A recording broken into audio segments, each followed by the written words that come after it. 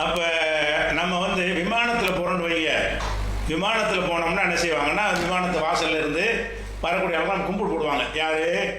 அந்த விமான பணிப்பெண்கள் நினைப்பாங்க, ஆம்பளையும் நிற்பாங்க, பொம்பளையும் நிற்பாங்க, வர காலம் கும்பிட்டு போடுவாங்க எல்லாருக்குமே.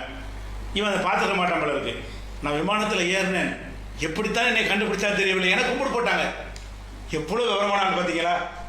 பிச்சைக்காரன் டிக்கெட் எடுத்து போனாலும் கும்பிட்டு போடுவாங்க. விமானத்துக்கு உலக காசை கொடுத்து எடுத்துட்டா, நீ பிச்சைக்காரன் குளத்தில் போனாலும் என்ன செய்வாங்க, உள்ள யார் வந்தாலும் கும்பிட்டு போட்டு வரவேற்பாங்க. எப்படி என்னை கண்டுபிடிச்சா எனக்கு வணக்கம் வச்சுட்டு அந்த பொம்பளை விமான பணிப்பெண் அப்படின்னா எவ்வளோ பெரிய இருக்கேன், எந்த அறிவாவது இருக்குமா? இவங்க எப்படிப்பட்ட ஆளுகளாக இருக்காங்கன்னு பாருங்க உள்ளவங்க. என்னடா இப்படி போட்டு நம்மளை ஏமாத்தலாம், நம்ம மூளையற்றவர்களாக நம்மளை ஆக்க பார்க்குறானே. இதெல்லாம் கேட்டு சும்மா உட்கார்ந்து அதில் இருந்தோம்னா நம்மளுக்கு மண்டையில் சரக்குலேருந்து அர்த்தம். இந்த விமான பணிப்பெண் கதையை கேளுங்க. வானூர்தியில ஏறினா அந்த பணிப்பெண்கள், சேவை பெண்கள், விமான பணிப்பெண்கள் என்னை எப்படி கண்டுபிடிப்பாங்கன்னு தெரியல. பார்த்தவன வணக்கம்.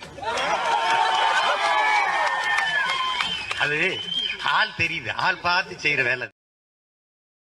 வானூர்தியில ஏறினா அந்த பணிப்பெண்கள், சேவை பெண்கள், விமான பணிப்பெண்கள் என்னை எப்படி கண்டுபிடிப்பாங்கன்னு தெரியல. பார்த்தவன வணக்கம். அது ஆள் தெரியுது, ஆள் பார்த்து செய்யற வேலை. வானூர்தியில ஏறினா அந்த பணிப்பெண்கள், சேவை பெண்கள், விமான பணிப்பெண்கள் என்னை எப்படி கண்டுபிடிப்பாங்கன்னு தெரியல. பார்த்தவன வணக்கம். அது ஆள் தெரியுது, ஆள் பார்த்து செய்யற வேலை.